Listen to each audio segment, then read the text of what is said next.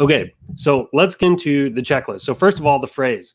I keep saying this over and over again, that it's the phrase that pays. If you can make them cry, they'll buy, right? You want to move people emotionally. So I've got a whole section in here where we start with the phrase because it's the most important piece. All right, so you need to make sure that you're using the greeting card format. So the last thing you want to do is make a design that does not use the greeting card format. I actually have an example of that over here. So you can see here we have a design where it doesn't say to mom or to mom from my daughter. It just says, I'm lucky you are my mom, right? So the phrase is here, but it doesn't really have the to and the from in it. And you usually want to get that baked into the phrase that you're going to use. I believe I have another down here that's kind of the same thing. It says, everything I am is because of you. Obviously, we kind of know that this is kind of a romantic thing, but it would be more personalized to the buyer if it said something like, to my wife, to my girlfriend, to my fiance. Heck, this even could be like a to my boyfriend kind of thing. Maybe not with the jewelry item, but the design itself. So you need to make sure you're using the greeting card format where it's got the to and the from. You need to make sure it's niched down. Again, it's going to be a lot better if you do to mom, to my daughter, to my wife. I'm not saying that more general terms can't work, like to my lover or to my, what are some other ones? To my soulmate. Those can work, but I think it's better if you can niche down and make it specific to the recipient. Okay. All right. Next, you want to make sure that the phrase moves people emotionally. Okay. Moves people emotionally. So I say, if they cry, they'll buy. It's the phrase that pays. You need to make sure the phrase really elicits strong emotion. One of the things that's wrong with these phrases here is there's some other things wrong with it, but one of the things that's wrong here, it doesn't elicit strong emotion. This is not the type of phrase that says, I am lucky you were my mom. This is not the type of thing that's going to stop the scroll in Facebook. If somebody's on their phone, they're screwing around, they're not thinking about buying something. Maybe they're thinking about politics or the argument they had with whatever, their grandmother, their kid, or whatever it is, and they're scrolling through Facebook. They're not in the buying mindset. You have to reach out and slap people with your phrase. I mean, it needs to have that kind of emotional power and weight to it. And a phrase like this is just simply not going to have that. So you need to really make sure that the phrase is really dialed in from an emotional point of view. One example I kind of go to, because most people have seen this phrase, is everybody's seen that phrase that's usually on daughter gifts, where it's like, you're braver than you seem, stronger than you think, smarter than you believe, and loved more than you know. It's something like that, right? But it's like, it carries a lot of emotional weight. The phrase itself has kind of got a little bit of a cadence to it, which kind of helps that have that emotional impact, But that's kind of an example of what I'm talking about here. You need to make sure that it moves people emotionally. I spend tons and tons of time. If you guys watch any of my videos, I spend tons and tons of my time talking about the phrase, tons of it, because it's the most important part of your entire product. The phrase can carry bad product and even bad marketing. Honestly, it can. If that phrase is right and it hits with the audience and it resonates with them, and it can carry you beyond a lot of other shortcomings. The phrase itself is the most important part. Okay, so the next thing I look at is the phrase legible and easy to read on mobile devices. So it needs to be short enough to be legible and easily read on mobile devices. So if the phrase is too long, and I don't think I have an example of this, if the phrase is too long, keep in mind that to cram that phrase onto your message card, all the text, the font size actually has to get smaller and smaller and smaller and smaller and smaller. And before long, you forget that it's like 90% of your traffic on Facebook is mobile, and they're not going to be able to read what is actually written on the phrase. So you need to make sure that your phrase is short enough that it's legible and easily read on mobile devices. However, you have to balance that, because the phrase also needs to be long enough that it has maximum emotional impact. So what I mean is, if you go too short, you won't have the emotional impact you want. So if we jump back over to this item here, you can see that it's a very short phrase. There's 7 words in this entire phrase.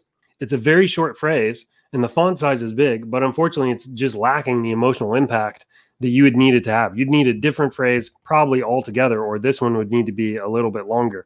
You kind of have the same thing going on here. Everything I am is because of you. You've got another 7-word phrase here, and it just does not have the emotional impact that it really needs to have. You need to, I can't stress this enough.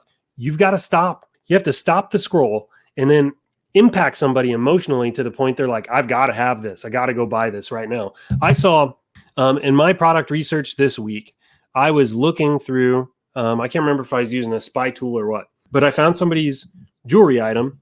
And one of the comments on the ad was from a dad. And it said something like, I see very few things on Facebook where I stop and I just go, I have got to have this. But this was one of them. And it was one of ShineOn's necklaces. And it was the power of the phrase. I promise you, it was the phrase. It wasn't a shiny little thing in front of the phrase. It was the phrase itself that caused this individual to go, I've got to stop what I'm doing and buy this for my daughter.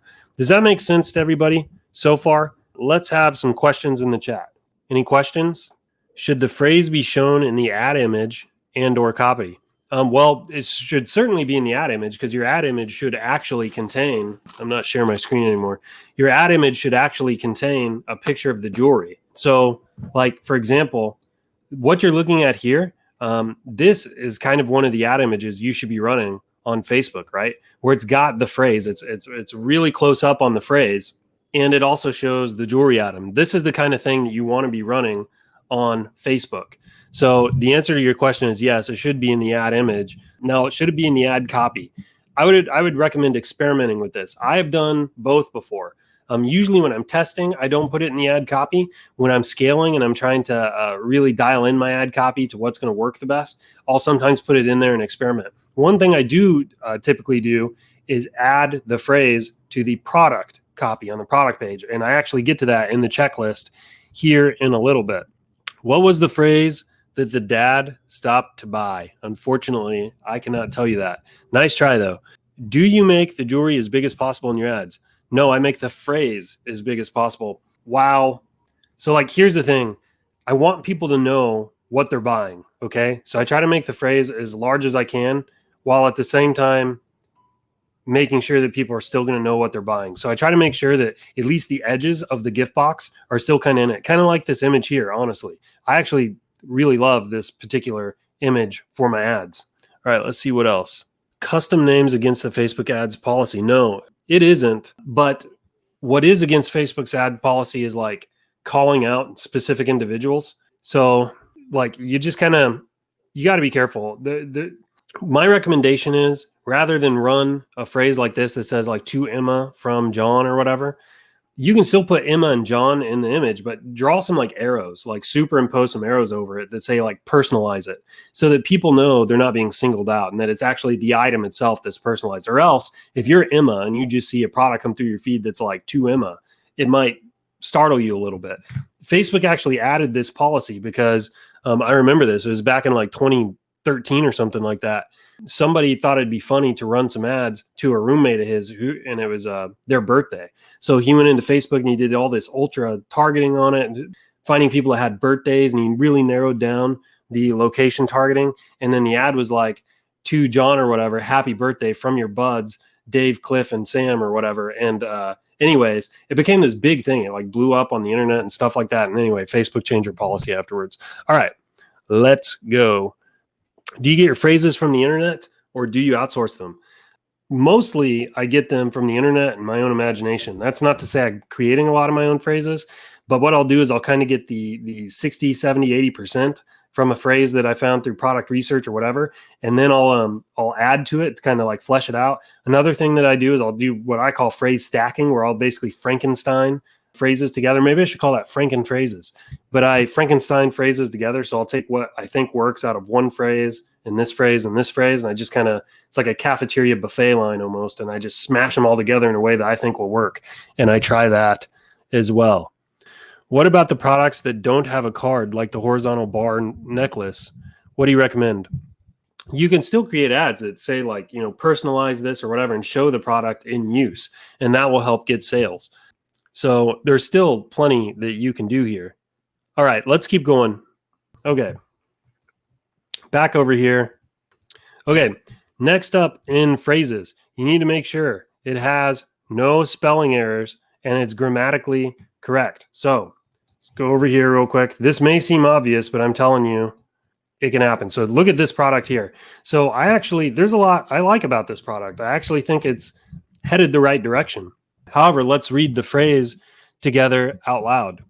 To my beautiful wife, meeting you is faith, Becoming your friend was a choice, but falling in love with you is beyond my control. I love you forever and always.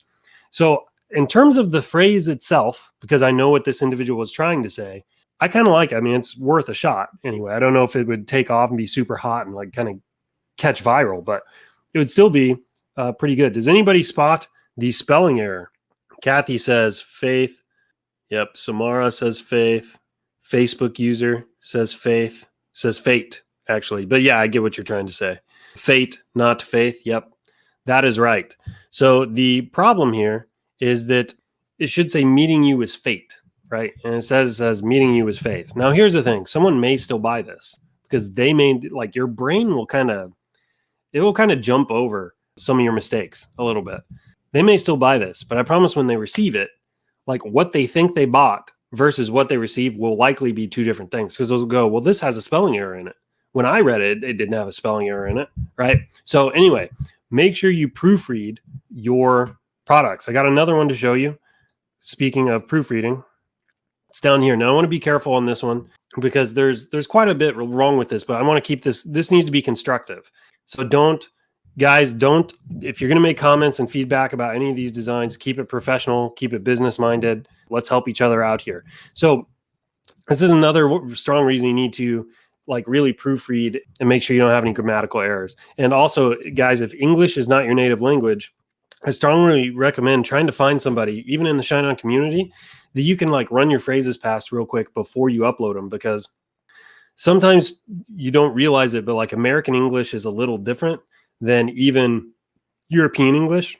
And especially in countries where English is not the first language, there can be some phrases and some idioms that you use that don't make sense to our ears. And so if you're going to be marketing primarily in the US, you need to make sure that the language is going to be common enough that everybody understands. So highly recommend try to buddy up with somebody in the ShineOn group in the community that can kind of proofread some of your phrases for you before you go live. So let's talk about this. So this phrase says, maybe my love for you is unexpressed and unseen, but never forget that you are the heart of mine, just walking out into this world. Okay, so this is really kind of an English problem, I think. So I don't think there's any spelling issues here, but we definitely have some like weird grammar stuff going on. We have some sentence fragments here that just kind of hanging out there on their own, don't make tons of sense.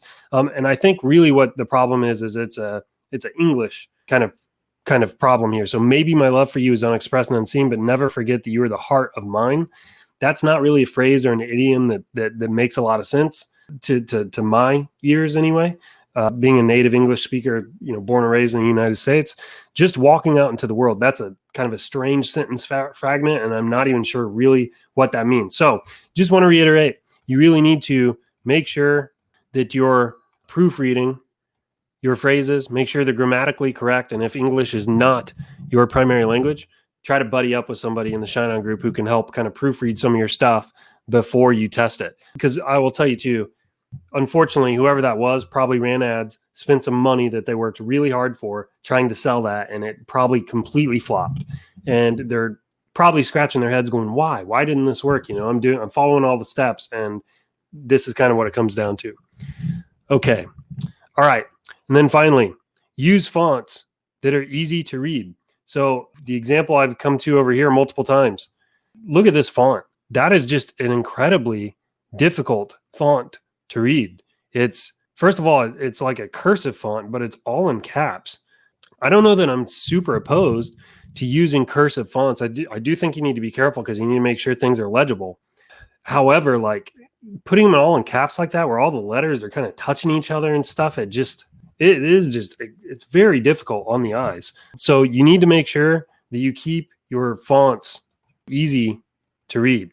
All right, so that's going to wrap up phrase. Any questions on phrase? We'll move into the next section. Never capitalize with script fonts. I agree with you 100%. Print of Life says they need proofreading. If anybody would like to buddy up with her, reach out to her, send her a private message, and buddy up. Let's help each other conquer Q4. Believe me, guys, the pie is big enough that we can all win. It's like a high tide rises all boats. The pie it's huge. It's huge.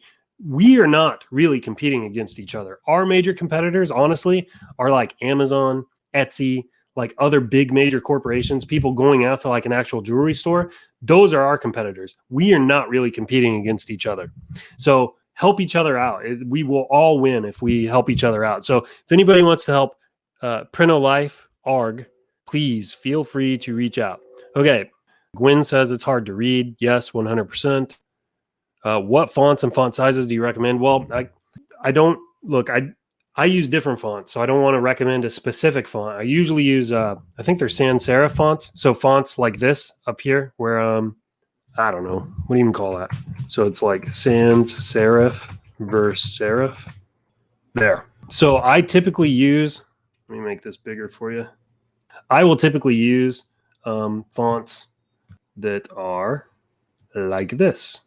Not always, but I try to kind of default to that as a rule, just because they're easy to read. They're easy on the eyes. Sometimes I capitalize my phrases just because when phrases are capital, you don't get like I's and L's mixed up, for example. But keep in mind, this is not like, I break this rule all the time. I don't do this 100% of the time. I'm just saying I kind of default to this if I don't really know what else to do. Having a really nice serif font, depending on the design and stuff, can kind of lift the design. It's fairly easy to read. I tend to stay away from cursive. I don't use like those script fonts too often. I'm not saying I never do, but I tend to stay away from it because it's very, very easy to kind of fudge your whole design if you're not careful. Okay. Here we go. Adrian's got some font suggestions. Lotto, Railway, Roboto, and Arial. Okay.